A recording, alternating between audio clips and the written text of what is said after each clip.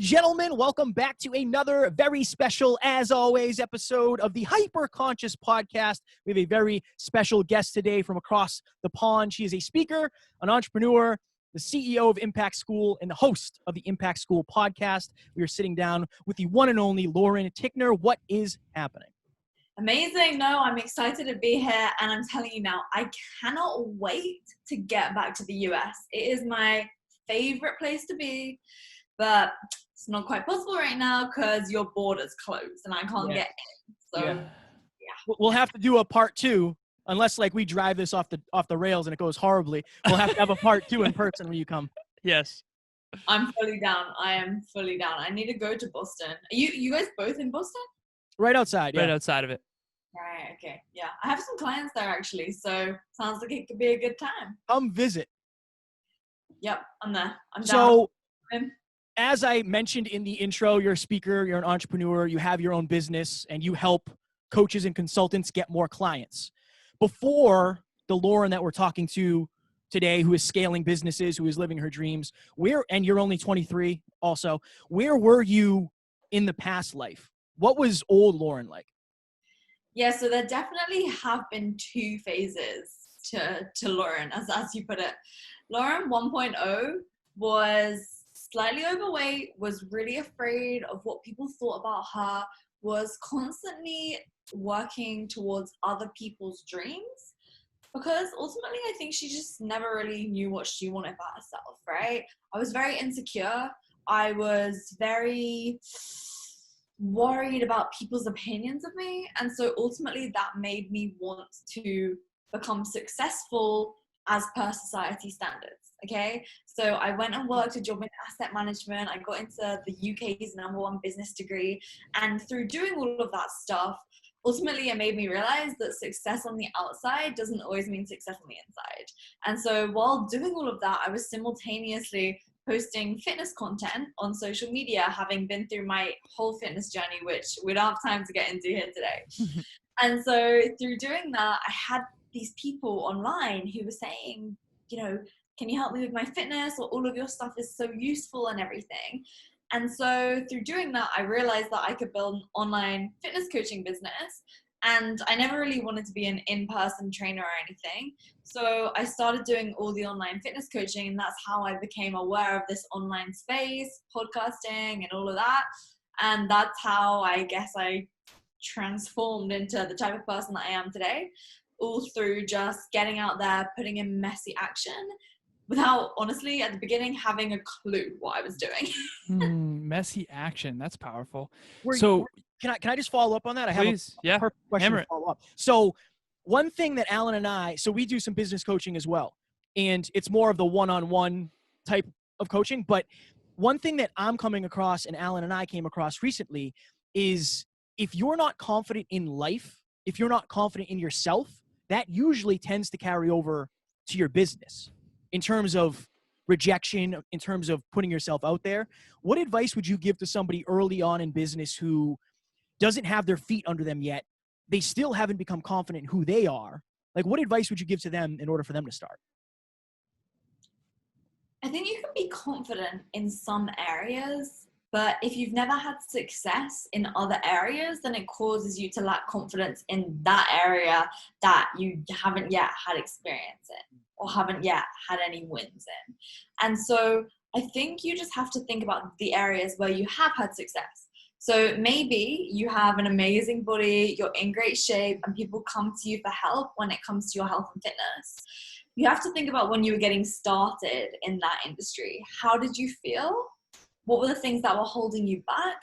And then relate that to business, because everything can have a parallel with everything else. You just sometimes have to think creatively. So if I think when I was first getting started in fitness, all the mistakes I made, but then I have to think back to, wow, how much more confidence did I have with my body and my appearance once I'd put in the reps, once I'd been consistent with it, once I'd tried and failed and learned. And I think about the before versus the after.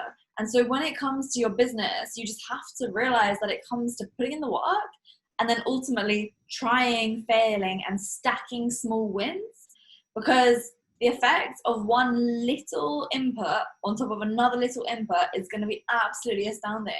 Even if you were just to do like an hour a day of inputs, right? And so I think it just comes down to identifying your transformations in other areas of life and realizing that through stacking those small little inputs, you're going to ultimately end up where you want to be. But there's a massive, I don't know if you guys have heard of the confidence and competency cycle or loop, whatever they call it, right? And it's like the more competent you become at something, the more confident you get at it. I mean, I even think about when I used to go on other people's podcasts, right? Or podcasts, as you guys say. Sometimes what I'm saying when I say, I find it so funny. I'll be at like an event and someone will say to me, so yeah, like what do you do in your free time, whatever. And I'll say, oh yeah, like I love listening to podcasts. And they're just like, they have no idea what I'm saying. It's so funny. But anyway, side note, when it comes to moving forward, I think it just comes down to the better something that you get, the better you become at something, right? The more confident you'll be. And so as I was trying to say, when I used to go on people's podcasts, I used to be so nervous before, right? Because I'd worry that I just would mess up like what I did just then. But now I don't care because I'm confident in myself and I'm confident in my abilities and my experience and knowledge. But that's only come through getting so many results with my clients. Right. You know what I'm saying? So now it's like, I don't need to be perfect every single moment of my life because I back myself, because I know that I am good at what I do. And I'm not saying that to be arrogant. It's just because I've had so much experience with it now that I'm confident about it. And so I think that's something just to bear in mind as well. So I have a couple questions that I want to ask you. So I was in the car earlier. We were driving home from a lake house in Western Mass, and I was thinking to myself, like, what do I want to ask Lauren? Trying to prime my mind. And one thing that jumped out is you've coached a lot of people, not only in fitness, but also in business. And when you are in this arena of personal development, business, peak performance, impact, school type of stuff, impact, helping people improve the quality of their life, you notice common patterns and common bottlenecks. And so one of the questions I wanted to ask you is specific to the internal work. What have you found with your business clients? Because when I'm on the phone with a client, sometimes it's extrinsic, not knowing what to do. Sometimes it's not doing what you know because there's internal fears going on of picking up the phone, of certain emails, prospecting, things like that. So for you, what are the common fears that you've seen in early entrepreneurs? And what is the inner work that they can do alongside taking the action to really overcome some of that stuff? I think for entrepreneurs, there are different stages, but there are different commonalities that I see. So very beginning stages, the problem isn't even in your own head, right? The problem is that you just don't know how to get set up and started, okay? After that, the most common thing that I see is, okay, let's say they know how to get started, but they aren't going ahead and executing on it. It's because they're afraid of what other people will think about them. Right. Because building a business and going against society's version of normal is very different, right? It's not common even to this day. And so when someone can overcome that, I think then the next point that they really get stuck is after they've got maybe their first 1 to 3 clients, now trying to increase their prices or trying to get on the phone more. And I think it's this imposter syndrome. They don't feel like they're good enough to have their own business. They know that they're good at what they do, right? So if they're a relationship coach, they know that they can get results for their clients, but they doubt their abilities as a business owner, okay? And I think that is what makes some people really slow their success. Because here's the thing. You don't typically get into business to become a salesperson, to become a marketer, to become a manager, right? You get into business because you bloody love what you do. So I became a fitness coach because I was obsessed with going to the gym, right? Only through actually doing the coaching did I realize, hey, I don't actually enjoy the coaching side as much. I really enjoy the business building side. And that comes really naturally to me. And so through doing that, and now with my business now, it's become very apparent to me that I'm very good at hiring people and bringing out the best in my team. But I never knew that until I did it. And so I think that the problem is when you're getting started in anything, you can't expect yourself to have the experience. You know what I mean? Like, people think that, oh, well, Lauren Tickner has this business, so she must know what she's doing every second of the day. That is absolutely not true. And it's absolutely not true for everyone out there. They get they have no idea. And so I like to just say, you know, we're all just kids trying to figure it out. I mean, I heard someone say that one time, and it could not be more true, because sometimes I look at everything that I've created and I'm just like, I'm still supposed to be in my final year of university, right? Because I dropped out. And sometimes I just sit and I just laugh. But I think when you really think about it that way and just realize that even people who are in like high level positions in government, they're just trying to do their best. You know, everyone's just trying to do their best. And so we put so much pressure on ourselves to be perfect. But I just think that is just so inaccurate and far from the truth. And that's why so many people stall, right? Because they think they have to be perfect. But I believe that perfectionism is just procrastination packaged up all fancy. And when you can get that in your head, it's just about going for it and doing the best that you can. I'm very intrigued to ask you this question, because when I saw it, I think it was a YouTube video, you don't need a website. Like, if you're early on, don't waste your money on a website. And I was like, all right, let me get it. Like, let me watch this and let me see what it's about. So in that, you basically said, you don't need a website. You don't need a logo. You're worrying about things that don't matter that much. Say you're early in business. You've only done 1 or 2 projects. How do you show your credibility to that possible client without having an online footprint, so to speak? Well, I actually think a much better method for that would just be to interview your client that you've had in the past, get them to talk about their experience with you. Then you'll have a YouTube video or a podcast episode. You wouldn't even need to publish it if you don't want to. You can just take the recording and then just send that on a Google Drive if you really wanted, just to keep it real simple. But ultimately, I think that so many people, in fact, more people than I would like to even think about, they spend so much time trying to build a website, trying to edit it and all this stuff. But think about it this way. If you aren't reaching people and getting in front of people, who the heck is going to look at your website? Right. Even when I look at our tracking, the number of people who are visiting our website, which only last week had the Latin removed from it, right? The placeholder text. Interesting. When I look at our tracking, we're having literally like no one come on our website. We have less people visit our website than the number of people that book sales calls with us each week. Okay. Right? Because we spend our energy and effort getting in front of people and actually making sure that we're maximizing our time. And so while I think that websites can be amazing assets, in order to look professional, I think it's just as impressive to have your own podcast, right? Because you can show them you on iTunes and you're that. And so here's the thing.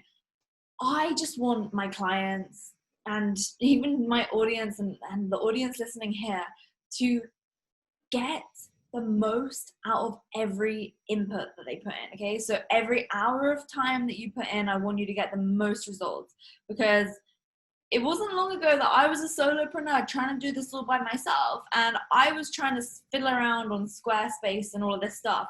And only when I realized that no one was visiting my website did I think, oh, well, it would make more sense just for me to try get people on a phone call, and then I can talk them through everything there. And if they want to know about my success that I've had with clients, I can just interview them and then I can show them that. And that was when everything changed for me. And so that's really why I like to focus on, okay, let's get potential clients into Messenger. Let's have a human-to-human conversation. with, you know, the outcome in mind, aka wanting to get them on the phone, and let's just get on the phone, and then from there enroll them as a client, and if not, then whatever, no stress either way. So I love what you said about getting the most out of your time. Kevin and I talked a little bit in the preamble about how like critical it is to when we meet someone and they say, oh, anytime works for me, we kind of automatically know to some extent that they don't have a very huge grasp on their calendar. We've become strict students of our calendar. It took us a while to book you. Why? Because you're busy, because you're focused, because your inputs matter. And that's always kind of a tell of someone's trajectory. Now, you have something called Impact School, and I feel so unbelievably pulled, I know Kevin does as well, to how do people scale their impact? But what's interesting is that impact is not just about going out and helping people. It's about personal growth and mastery of your own skill set. If you haven't mastered the skill of sales and persuasion, you can't have as much impact. If you haven't mastered the skill of leadership and influence, you can't have as much impact. So I use 3 criteria. Impact is the goal, long-term impact. But what's underneath that is skill development, personal growth, and profitability. You can only have an impact to the extent that you are profitable, not only with your time, but with your money. So what can you tell people about where they're spending their time and money, where they're spending their personal growth and skill development, because they, like you, want to have an impact? I think we mix it up. We want impact, and that's great, and that sounds great to want to help people, but what is the root underneath the fruit from your perspective? Having had a lot of conversations with potential clients and clients as well, I think it is really interesting because as humans, I think we really are driven by the impact. I think ultimately that's what we want and that's what we strive for. It's kind of like, you know, Maslow's hierarchy of needs. We want that self-actualization. That was like the one good thing I actually learned at university, by the way. Anyway, so with that said, I think the issue that a lot of people have is that they're going for these impact goals before they try and become profitable, right? Mm-hmm. And so I think that means that sometimes they will sacrifice certain elements of, their time, right? They won't focus on optimizing their time. They'll work with people for free because they'll want to change those people's lives. But when people pay, they pay attention. Right. And I think that's why there's a bit of a disconnect there. Okay, so when it comes to like wanting to make an impact and everything, I think ultimately it comes down to realizing that the best way in which you're going to do that is through taking people to a specific outcome. And so how you want to take those people to an outcome depends on whether you're service-based or product-based, whatever.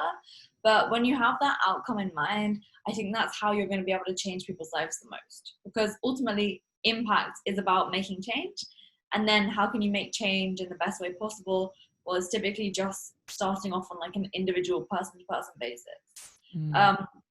So yeah, does that answer your question? It does. I really appreciate that perspective. So this is going to be so valuable to our listeners. Sorry to interrupt you, Kev. This is fire. Yeah, go ahead, man.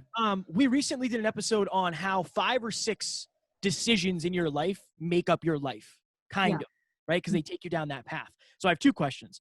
One, what was your decision to leave university based on? That's number 1. And then number 2, what was your decision to go from low ticket offers, products and services to higher ticket products, sales and services? Because I think that's where a lot of people get stuck. Okay, so the first one about leaving university. I know they're not related at all, but I just stuck them again. Okay. You have to remind me of the second one because my brain like moves at 1,000,000 miles an hour. 6-part questions only. Yeah. So the first thing, why did I leave university? So I was studying on the UK's #1 business degree. Okay, and while that sounds really cool and impressive, the thing is that none of my professors have ever had their own business. And it's kind of like I see so many business coaches now who have never had experience in, let's say they're a business coach. They've never had experience in marketing. They've never had their own business. And I kind of struggle to align with that because, for example, with me, I was an online fitness coach. So I feel the pain of people who are online coaches trying to build a business.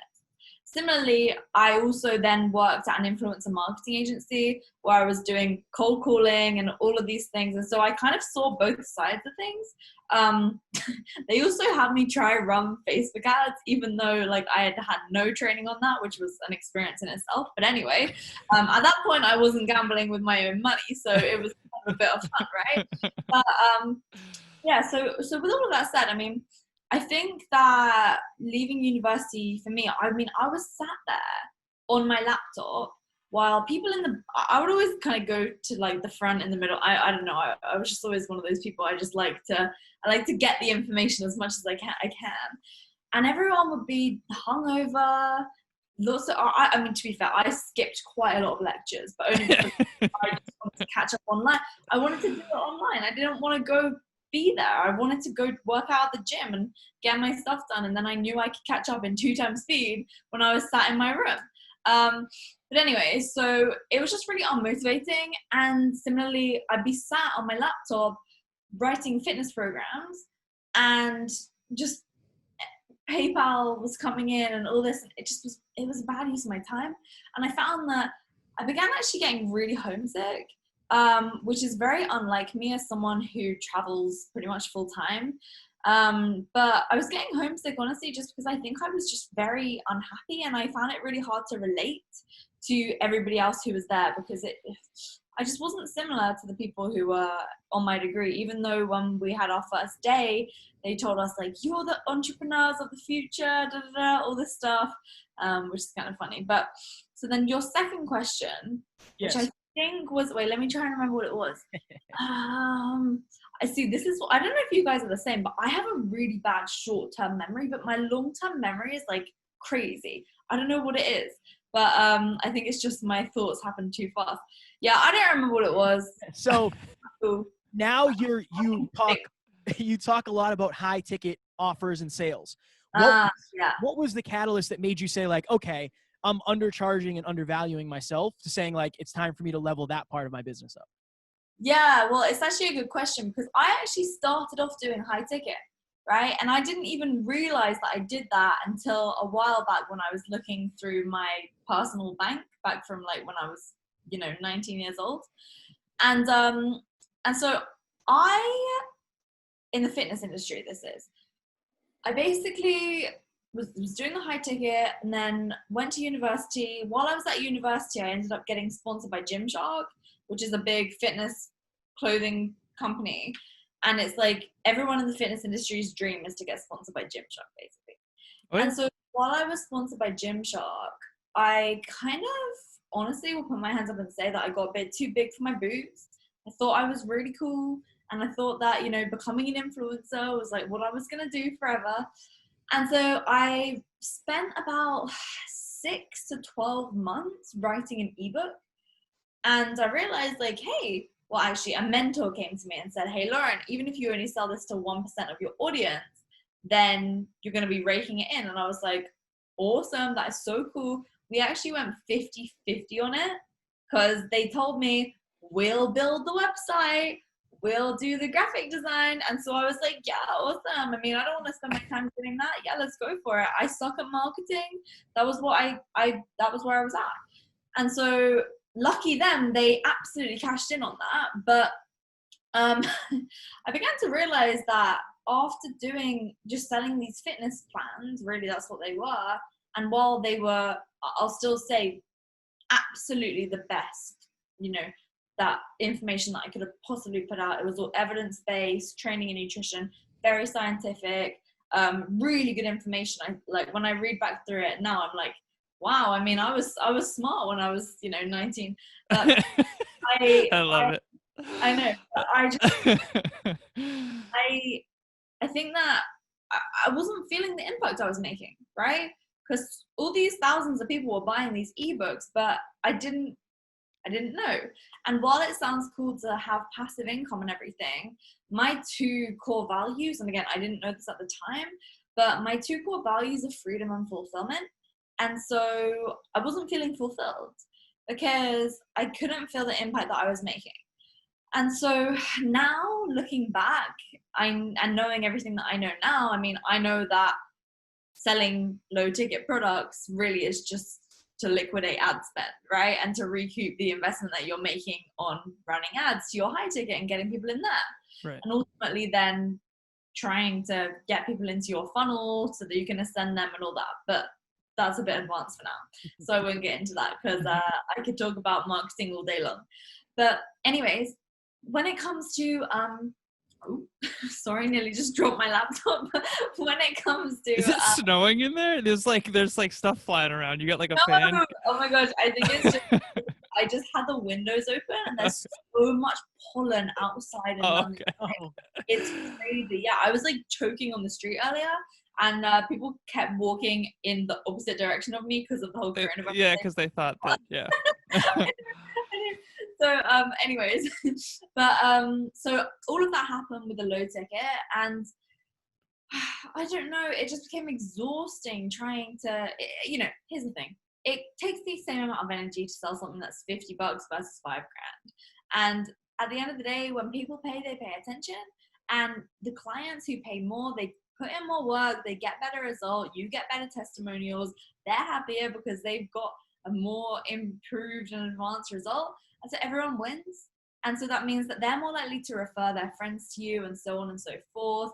And the margins are much, much bigger, which means that you can build teams around everything that you're doing. And simultaneously, if your clients are referring people to you, you can give them a good chunk of the money that they're paying you because of the fact that your margins are so high. And so high ticket, I just love it because it allows you to really change people's lives.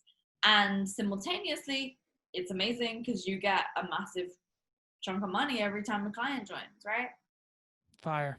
Absolute fire. And then the caliber of people that you're working with are naturally more motivated because they wouldn't pay that kind of money if they weren't really looking to grind and to get it done. So that's something that I need to work on personally. This is helping me tremendously. And Kevin recently went into high ticket, and I'm intending on doing that. I'm very mastery driven and I'm very impact driven. So I love to really help everyone I can, but I'm starting to learn that profitability is the gas in the tank to the mission. And I'm going to have to really start to change my approach because you can only do so much for so many people. And I don't want the quality of my coaching to degrade. So one of the things that I wanted to ask you, though, you're saying all this business stuff, and I absolutely adore it. And I actually had the inclination to go down the funnel and marketing side. I know Kevin probably did too a little bit. But here's one thing that I want people to realize. So I have for each client what I refer to as PPT, peak performance tracking. So for me, I want to go peak performance business coaching, and that's what I'm going to do, not only for entire teams at companies, but my also business owner clients. Now, we have PPT, and what I'm showing people with actual data, I call it data-driven decision-making. You can tell yourself a story, but numbers never lie. And so I track the productivity of every single client, like religiously with a spreadsheet. And what's fascinating is that I've seen a direct correlation, Lauren, between someone's level of self-confidence and how well they're executing. Their demeanor is entirely predicated on the previous week's productivity.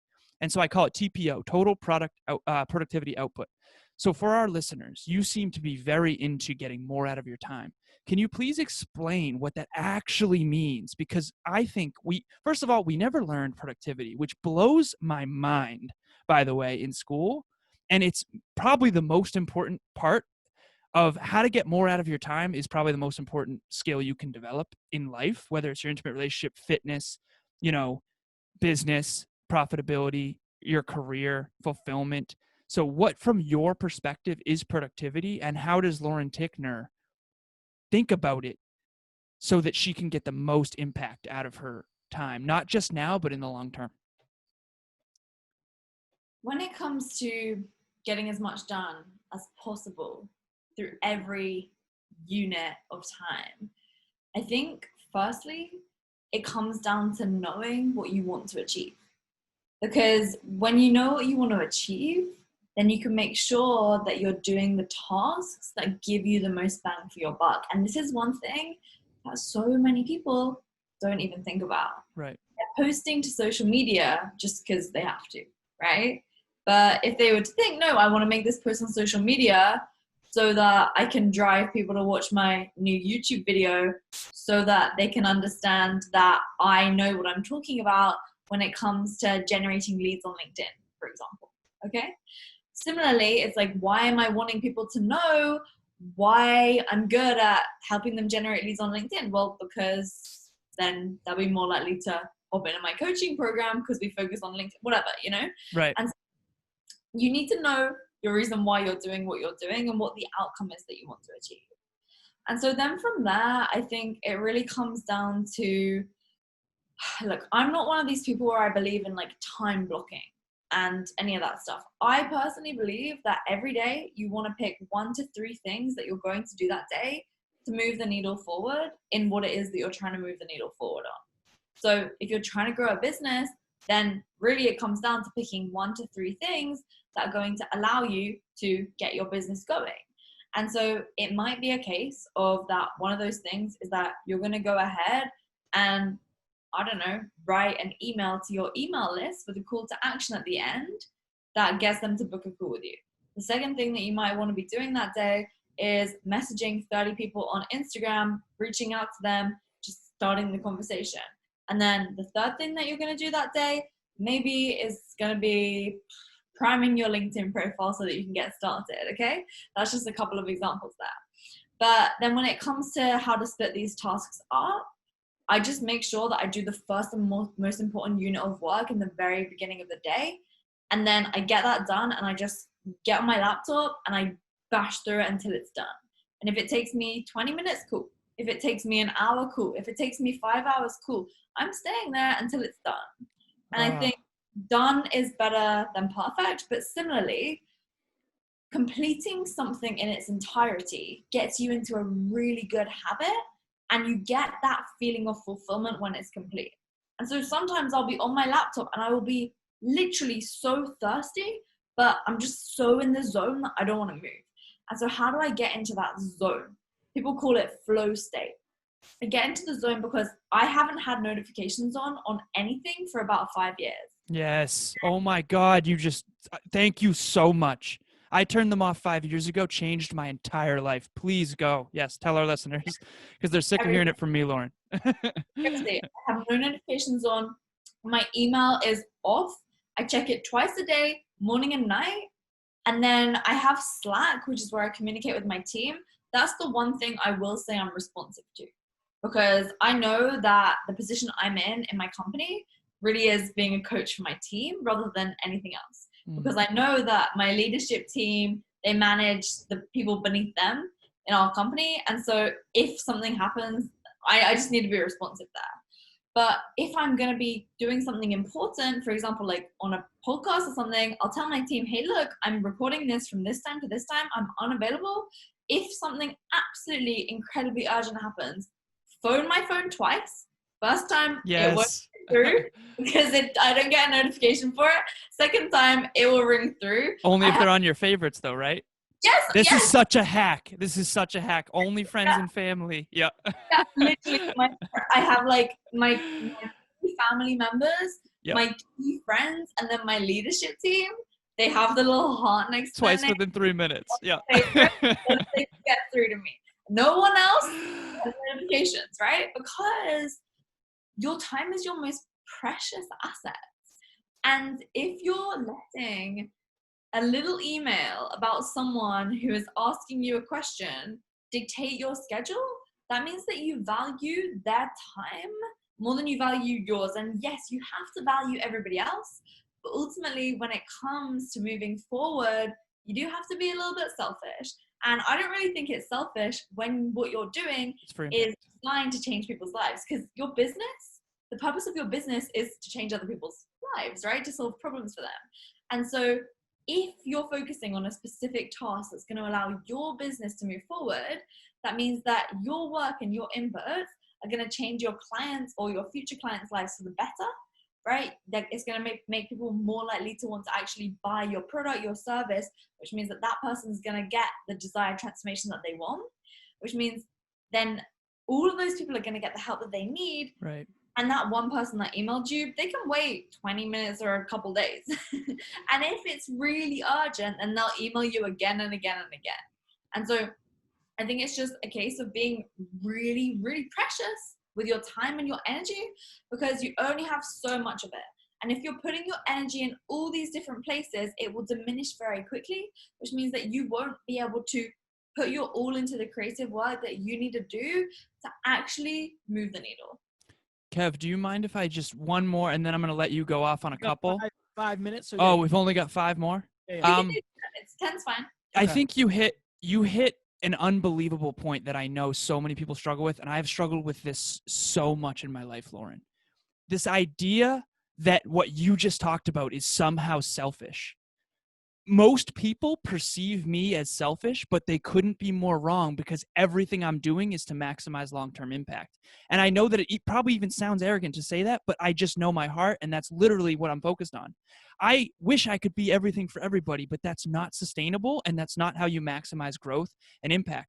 So for our listeners, they are out there, and I know they struggle with this too. They want to help other people, and they have a huge heart, and that's a wonderful thing. But how do we make sure they transition the thinking behind what you did? Because you might have had a lot of friction to what you just said, of like no notifications. I don't have any notifications on the first or second screen of my phone. You have to go to the third screen to get notified to me, except for my email, which I wish I didn't say on air, to be completely honest, because that I actually check right away. But that said, how do we get people over this hump of being viewed as selfish, when in reality it is a very selfless thing if your main focus is growth and contribution? If people think that you're selfish, who cares? I mean, it's your life. Like, you can't care about what other people think. Right. And I think that's the hurdle, really. The hurdle isn't, oh my gosh, people think I'm selfish when I'm actually being selfless. If that thought is coming to your mind and you're caring about that, then I think it really comes down to like doing some deep work on why you care about that people think that you're selfish, right? Why do you actually care?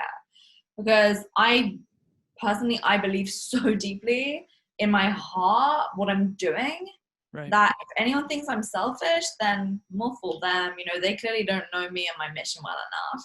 And so I think really that's what it comes down to. So while that may not be the answer that you're looking for, I really don't have much more to say on that, because I think that's really all it is. That is what I'm looking for. I made the decision recently. I talked to Kevin about this.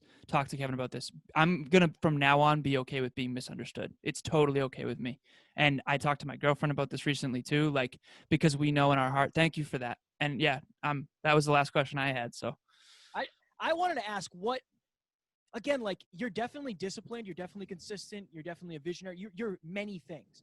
What do you attribute your success and I'll put success in quotes because everybody has a different definition, but what do you attribute your success to right now in your life? If you can only pick like one thing that you do really well. I really do think it is that I just genuinely don't care what people think about me. And I think that I am that way because my brother's disabled, right? And he has epilepsy, autism, various other disabilities, and he's 21, but his mental age is like 1 year old. And so I just know that he can't go out and do what he wants to do. And so I've been walking along the street, pushing him in his wheelchair, people just giving us like the most evil looks, being kicked out of restaurants, just all of these crazy things, and just this awful treatment. And I won't get into it to a massive degree now, but having been through that when I was a kid growing up, I think it just gave me this resilience in my mind. And I know that there are so many people out there who can't go out and do the things that they want to do because maybe it's from prejudice, discrimination, because they aren't physically able, whatever it happens to be. And so I think that if you are able to do the things that you want to do, you just have to go out there and do it. And so if I mess up, I believe that you never lose, you learn. And I think for me, it really is a case of just this perseverance and just honestly finding what I do really, really rewarding.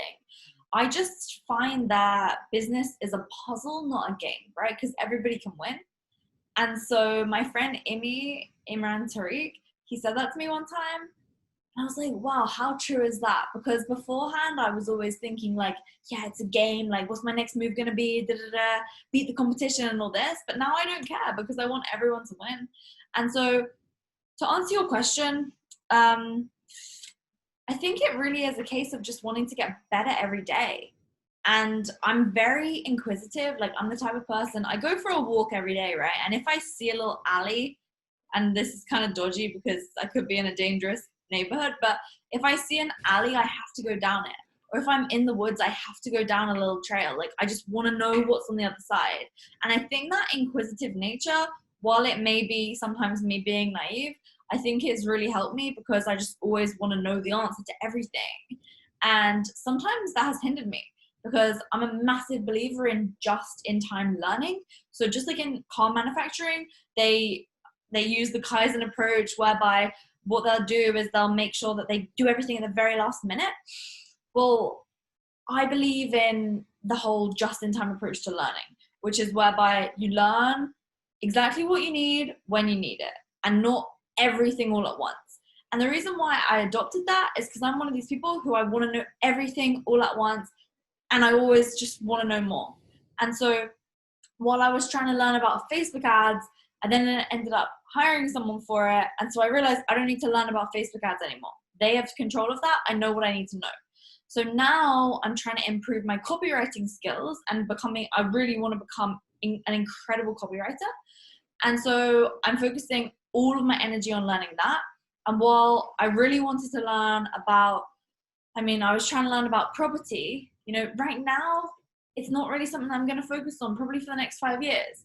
Rather than investing in tons of property right now, I'm going to buy a bunch of businesses. So I'm learning about buying businesses rather than property, because property is going to come in a few years. So I don't need to know it now. And so I think that that's an approach that I've taken.